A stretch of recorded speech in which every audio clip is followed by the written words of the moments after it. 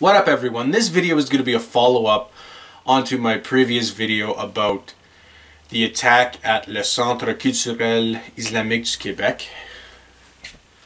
And a question that has been brought up several times by people in like comment sections on social media on who is this person that prior to the shooting apparently yelled Allahu Akbar in the mosque.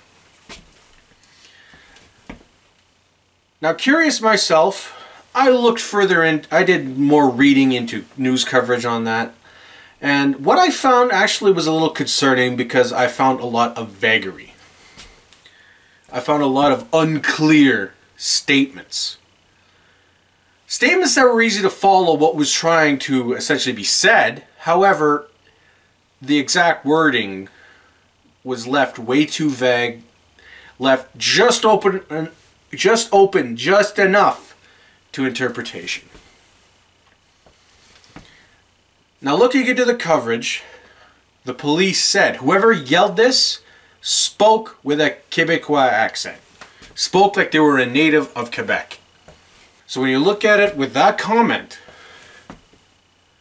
it's not too far of a jump to say that the shooter, the suspect they currently have, the 27-year-old man who is a Quebecer, is probably the man who yelled Allahu Akbar before shooting up that mosque. But when there's vague answers where whatever sources the media contact don't actually say so-and-so said this, or so-and-so yelled that out before committing his act, his heinous crime.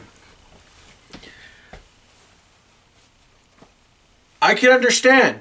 Not as a journalist in my career, I've encountered many people when you interview them where they don't necessarily give long answers, or they don't say a lot, or they may not give a lot of details. This could be very much what happened here. Whoever was interviewed just didn't say things in a detailed way.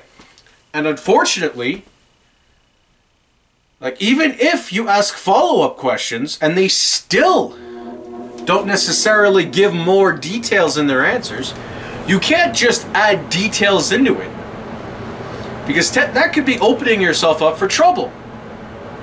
For whoever you interviewed to say, well, I didn't say that. And they could be right, they could be wrong. Who knows how that would pan out? But they still may have a case there. So there is that. However, vague answers, they don't help anything. Vague answers leads to people wondering, thinking whatever, there has to be more to the story. There has to be something else. Somebody isn't giving us the full details. Some people just couldn't get over that there was two suspects and one ended up just being a witness. For whatever reason. That doesn't mean they're bad people. Just means they may not be buying the story hook, line, and sinker right away. Because let's face it, there aren't a lot of details on this story. This story is ripe for people to take whatever details they want and make it fit their own narrative. And with vague comments, this is what happens. So, take from this what you want. Based on what I've read, it does sound like whoever yelled in the mosque before the attack was the attacker. So, maybe I'm wrong, but that's not what currently is looking to be the case. Anyway, thank you so much for watching. If you want to continue the conversation, if you agree, disagree, leave a comment, consider subscribing.